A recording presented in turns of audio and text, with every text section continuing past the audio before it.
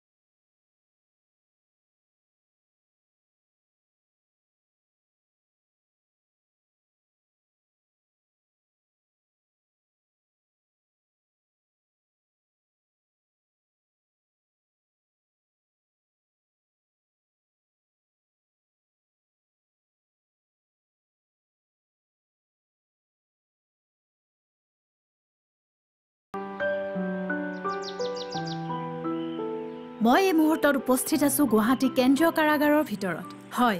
এই বিশেষ ঠাইডোখৰৰ কথাই মই আপোনালোকক কৈ আছিলোঁ। এই মুক্ত বিশ্ববিদ্যালয়খনে দিনে দিনে ইমান প্ৰসাৰতা লাভ কৰিছে যে গুৱাহাটী কেন্দ্ৰীয় কাৰাগাৰ পৰ্যন্ত আহি পাইছে, য'ত থাকি পূৰ্ণ শৰ্মা আৰু স্বৰ্গম ৰাভাৰ দৰে ব্যক্তিয়ে সুখ্যাতিৰে MMCৰ দৰে পাঠ্যক্ৰমত প্ৰথম বিভাগত উত্তীৰ্ণ হৈছে। গতিকে আহকচোন তেখেতসকলৰ লগত অলপ কথা পাতোঁ। নমস্কাৰ, মই সুনিতা কৌশিক। নমস্কাৰ আমি জানিবলৈ পাইছোঁ আপোনালোকে কৃষ্ণকান্ত সন্দিকৈ ৰাজ্যিক মুক্ত বিশ্ববিদ্যালয়ৰ পৰা MMC পাঠ্যক্ৰমত প্ৰথম বিভাগত সুখ্যাতিৰে উত্তীৰ্ণ হৈছে। সেই বিষয়ে আমি অলপ কথা জানিব আহিছোঁ। মোৰ প্ৰথম প্ৰশ্নটো হৈছে, কেন্দ্ৰীয় কাৰাগাৰত থাকিও আপোনালোকে শিক্ষাৰ কথাটো কেনেকৈ ভাবিলে, আৰু আপোনালোকে ভাবেনে শিক্ষা এখন সমাজক শুদ্ধ পথলৈ নিব পাৰে বুলি? When I was convicted for such a long period, at the very initial stage I was very scared that this kind of long period I have to stay inside the jail. So after getting conviction I thought that okay, if I have to stay here then I have to do some things, so that when I go tomorrow outside I can be equal with the people who are outside. And I wanted to keep myself updating. I wanted to be able citizens who go outside and mingle with the society as per at their level. So this all kind of feelings led me to study here, and I was thankful that even I got the opportunity to study because there was study center. বাইদেউ আপুনি যে সুধিছিলে শিক্ষাই সমাজক কি সুবিধা দিব পাৰে বা কেনেধৰণে গাইড দিব পাৰে, নিশ্চয় গাইড দিব পাৰে আৰু নিশ্চয় সমাজৰ ভালৰ কাৰণে চিন্তা কৰে বা ভাল হ'ব, কিয়নো শিক্ষা অবিহনে মানুহৰ কোনো অস্তিত্ব নাই বুলি মই ভাবোঁ। আৰু আমাৰ কেন্দ্ৰীয় কাৰাগাৰত আমি মাছখোৱাত থাকোঁতে 2008 চনৰ 4 এপ্ৰিলত আমাৰ KK হেণ্ডিকৰ ষ্টাডি চেণ্টাৰটো অ'পেন হৈছিলে। যেতিয়া মই শুনিলোঁ তেতিয়া মই লগে লগে ভাবিছোঁ যে মইতো চিম্পল গ্ৰেজুৱেট আছিলোঁ, মোৰ কোনো টেকনিকেল ডিগ্ৰীও নাছিলে। মই লগে লগে ভাবি যে মই BCA কমপ্লিট কৰিম আৰু তাৰপিছত মই PG কাৰণে পিছত চিন্তা কৰিম, কিয়নো আজিৰ সমাজত যদি শিক্ষা নাথাকে মানুহৰ কোনো ভেলু নাই, মানুহৰ কোনো মূল্য নাই বুলি মই ভাবোঁ। আমাৰ অসমত চলি থকা নানা ধৰণৰ ব্যৱসায় বুলি ক'ব লাগিব বা ডাইনী প্ৰথা বা বাল্য বিবাহ, এইবিলাক বন্ধ কৰিবৰ কাৰণে মানুহে যদি শিক্ষাটো নাপায় তেতিয়াহ'লে এইবিলাক বন্ধ কৰা কেতিয়াও সম্ভৱ নহ'ব বুলি মই ভাবোঁ। আৰু আমাৰ এই ষ্টাডি চেণ্টাৰত আমাক পঢ়া শুনা কৰিবৰ কাৰণে সুবিধা কৰি দিয়াৰ কাৰণে মই কৃষ্ণকান্ত সন্দিকৈ ৰাজ্যিক মুক্ত বিশ্ববিদ্যালয় লগতে আমাৰ জেল কৰ্তৃপক্ষ দুয়োকে সমানে ধন্যবাদ জ্ঞাপন কৰোঁ। ধন্যবাদ এতিয়া মই জানিব বিচাৰিছো যে কাৰাগাৰৰ ভিতৰত আপোনালোকে পঢ়িবৰ বাবে কি কি ধৰণৰ সুবিধা লাভ কৰিছে আৰু আপোনালোকক দেখি কোনোবা আপোনালোকৰ আদৰ্শৰে অনুপ্ৰাণিত হৈ আৰু কোনোবা ব্যক্তি পঢ়িবলৈ আহিছেনে As you know that KK Handicap Open University provides all free education despite of boundaries in this hall. Here I was fortunate that they have extended their educational sport inside the jail, and in that regard I must say that our Central Jail Guwahati authority have been very supporting. They have been very supportive in giving us time and other kind of requirement. Whenever we have approached any one of them, they have been very cooperating in that regard. And the main next question is that yes, I feel if you have been inspired by me and my achievement, because they come to me, Sargunda, I want to take admission, would you please guide like that? So from that I can say that if you have been inspired by me. আপোনালোকে পৰীক্ষা দিবলৈ কৰবাত বাহিৰৰ পৰীক্ষা কেন্দ্ৰ যাব লগা হয় নেকি আৰু এই ক্ষেত্ৰত জেল কৰ্তৃপক্ষই আপোনালোকক কি দৰে সহায় কৰে আসলতে আমাৰ পৰীক্ষা দিবৰ কাৰণে বাহিৰলৈ যাব লগা নহয় আমাৰ ইয়াত জেলৰ ভিতৰতে কাৰাগাৰৰ ভিতৰতে ষ্টাডি চেণ্টাৰ আছে যিকোনো ক্লাছ মানে প্ৰি ইউনিভাৰ্চিটি হওক বা ডিগ্ৰী হওক বা পিজি হওক ইয়াতে আমি ক্লাছ কৰিব পাৰোঁ আৰু KK হেণ্ডিক অপেন ইউনিভাৰ্চিটিৰ পৰা ফ্ৰী বুকছ ফ্ৰী সাৰ্ভিস বাইদেউ হতো আহে লেকচাৰাৰ প্ৰফেসৰ আহে বাহিৰৰ পৰা তেওঁলোকে আমাক এডুকেশ্যন প্ৰভাইড কৰে কাউন্সেলিং দিয়ে আৰু বাহিৰত যদি যাব লগা হয় আমি কৰ্তৃপক্ষৰ পৰা সহানুভূতি আৰু সহায় ধুনীয়াকৈ পাইছোঁ কিয়নো আমি লাষ্ট যেতিয়া প্ৰজেক্ট ৰিপৰ্ট বনাইছিলোঁ তাৰ ভাইভা দিবৰ কাৰণে আমি আমাৰি টেক্সটাইল ইণ্ডাষ্ট্ৰীত গৈছিলোঁ তাৰ পৰা ইণ্টাৰভিউ দি আমি ঘূৰি আহিছোঁ ধুনীয়াকৈ আমাক কৰ্তৃপক্ষই সুবিধাখিনি দিছে ধন্যবাদ আপোনালোকৰ লগত কথা পাতি খুব ভাল লাগিল আপোনালোকে নিজক সুধৰাৰ লগতে সমাজ সুধৰাৰ যেটো এই প্ৰচেষ্টা এটো সঁচাকৈ শলাগ ল'বলগীয়া আপোনালোকৰ শিক্ষাৰ আদৰ্শৰে অনুপ্ৰাণিত হৈ আৰু বহু শিক্ষাৰ্থী যেনে শিক্ষা গ্ৰহণ কৰিবলৈ আহে আমি তাকে কামনা কৰিছো আজিলৈ আহিছো ভৱিষ্যতে আকৌ কেতিয়াবা লগ পাম ধন্যবাদ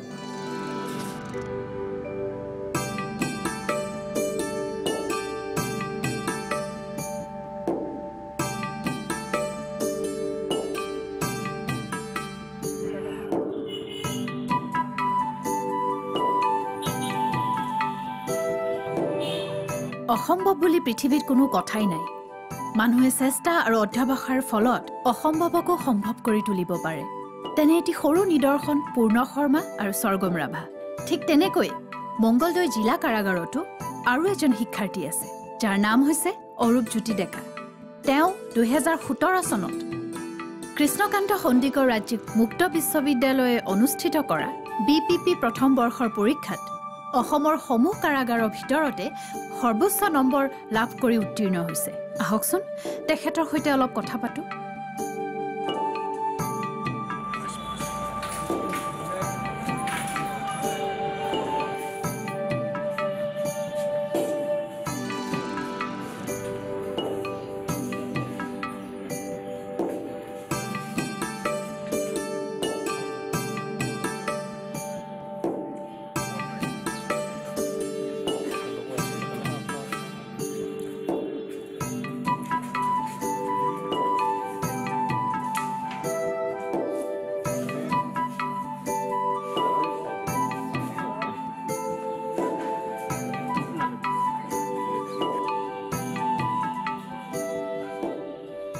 কৃষ্ণকান্ত সন্দিকৈ ৰাজ্যিক মুক্ত বিশ্ববিদ্যালয় অনুষ্ঠিত কৰা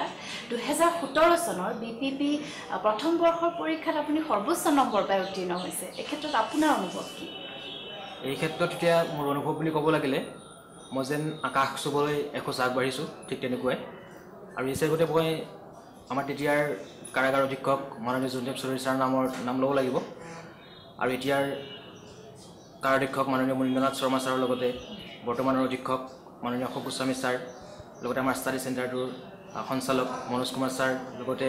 ইউনিভাৰ্চিটিখনৰ ষ্টাডি চেণ্টাৰৰ মাননীয় বীৰেন্দ্ৰ কুমাৰ ছাৰৰ নাম ল'ব লাগিব তেখেতসকলে আমাক যথেষ্টখিনি সহায় সহযোগ আগবঢ়াই আহিছে আৰু লগতে যিকেইজন ছাৰে আমাক নিয়মীয়াকৈ ইয়াত পঢ়াব আহে তেওঁলোকৰ নামো মই সদায় ল'ব লাগিব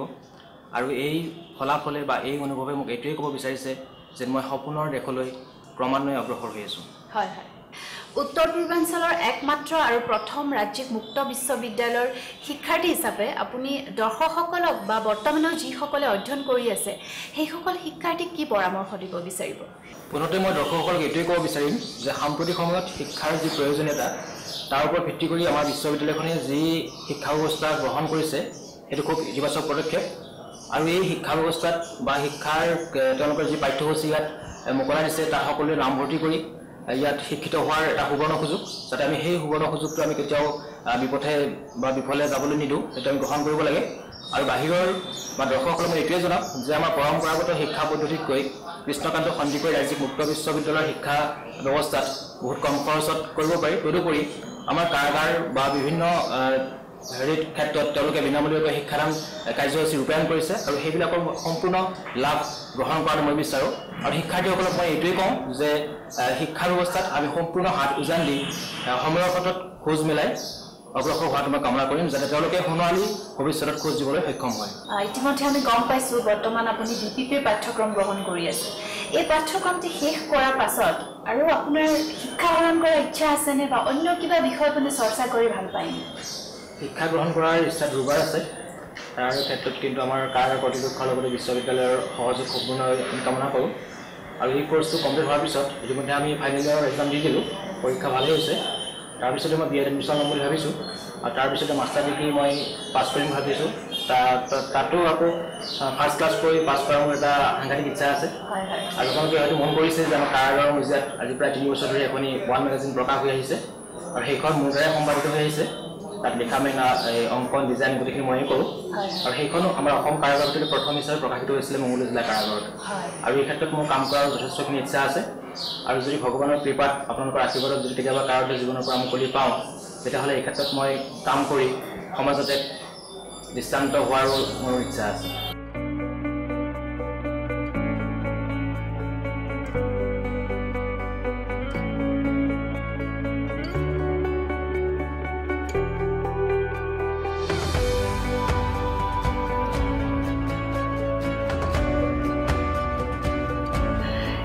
পাঠ্যক্ৰমটো গ্ৰহণ কৰি থকা অৱস্থাত বহু ৰেফাৰেঞ্চ বুকৰো প্ৰয়োজন হয়। সেই কিতাপ পত্ৰবোৰ আপুনি ক'ৰ পৰা কেনেকৈ আহৰণ কৰিছিল? সচৰাচৰ আমাৰ পাঠ্যক্ৰমত যিখিনি কিতাপৰ দৰকাৰ সেইখিনি আমাৰ বিশ্ববিদ্যালয়ে খুব সুন্দৰভাৱে যোগান ধৰিছে। তদুপৰি আমাক প্ৰয়োজন হোৱা যিবিলাক উপৰঞ্চি কিতাপ সেই কিতাপখিনি আমাৰ অধ্যয়ন খণ্ডৰ ছাৰসকলে যতনাই দিয়াৰ কাৰণে খুব সুন্দৰভাৱে চেষ্টা চলাই আহিছে আৰু তেওঁলোকৰ তাৰ এই পৰিশ্ৰমৰ ফলত আমি যথেষ্টখিনি উপকৃত হৈ আহিছোঁ। ধন্যবাদ। আপুনি এই যাত্ৰাত সুকলমে আগবাঢ়ি যাওক আৰু সমাজখনৰ বাবে আপুনি এতিয়া আদৰ্শলৈ পৰিণত হওক। আমাৰ ফালৰ পৰা সেই শুভকামনা থাকিল। ধন্যবাদ।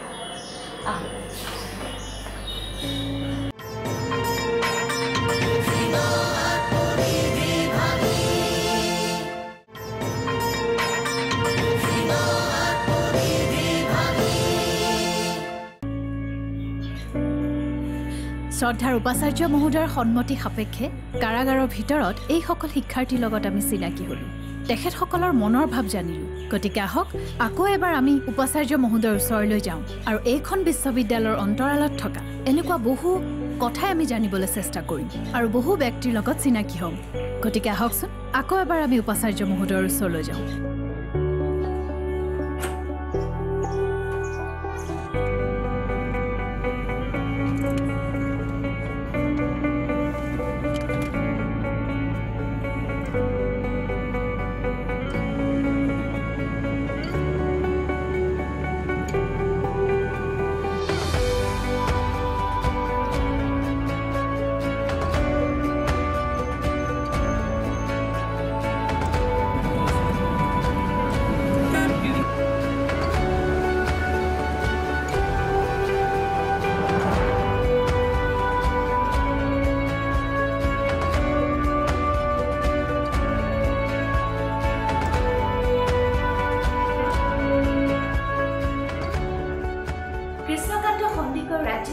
বিশ্ববিদ্যালয় সম্পৰ্কে জানিবলৈ আহোঁতে আমি সমাজৰ কিছুমান বিশেষ ব্যক্তিক লগ পালোঁ। এই বিশ্ববিদ্যালয়ৰ প্ৰসাৰতা সম্পৰ্কে আমি জ্ঞাত হ'লোঁ। ছাৰ, এটা কথাই মোক বেছি আনন্দ দিছে,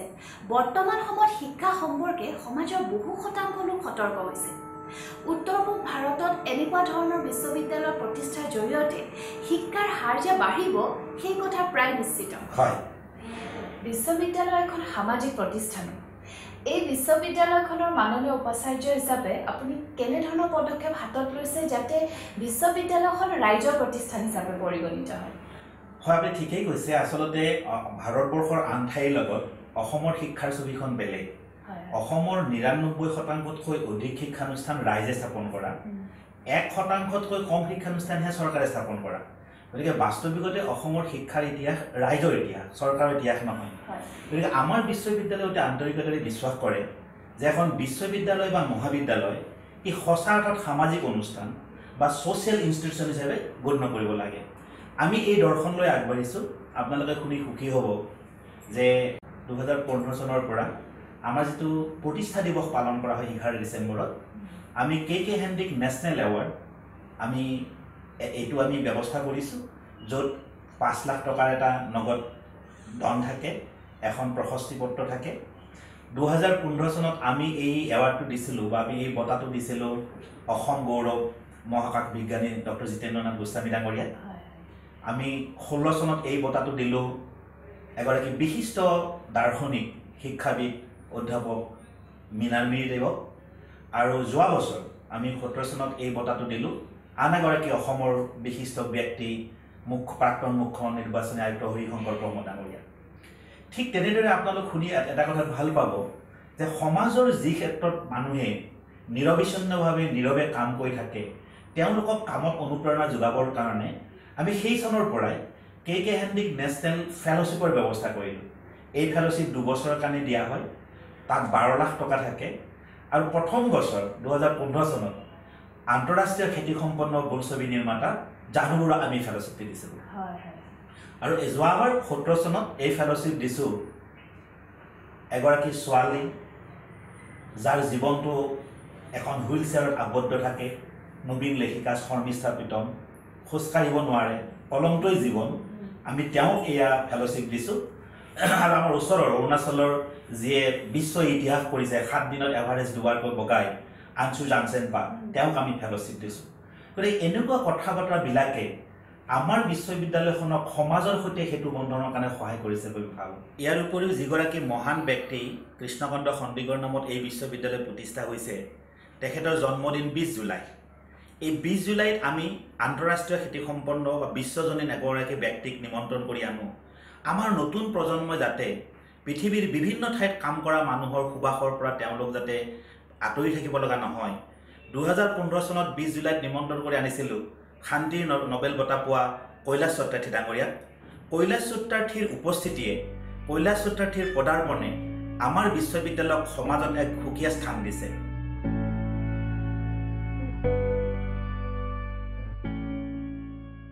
তাৰ পিছৰ বছৰত ১৬ চনৰ ২০ জুলাইত নিমন্ত্ৰণ কৰি আনিছিলোঁ আন এগৰাকী ভাৰত গৌৰৱ বোলছবি নিৰ্মাতা বুদ্ধদেৱ দাসগুপ্ত ডাঙৰীয়াক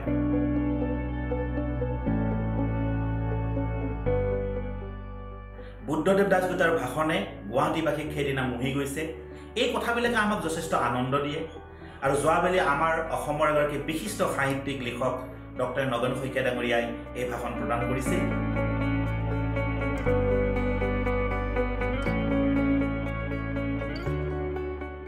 অসমৰ নতুন প্ৰজন্ম অসমৰ সমাজখনে যাতে বিশ্বজনীন পৰম্পৰাৰ পৰা আঁতৰি থাকিব নালাগে এই দৃষ্টিভংগীৰে আমি ২০১৬ চনত নিমন্ত্ৰণ কৰি আনিছিলোঁ দালাই লামাক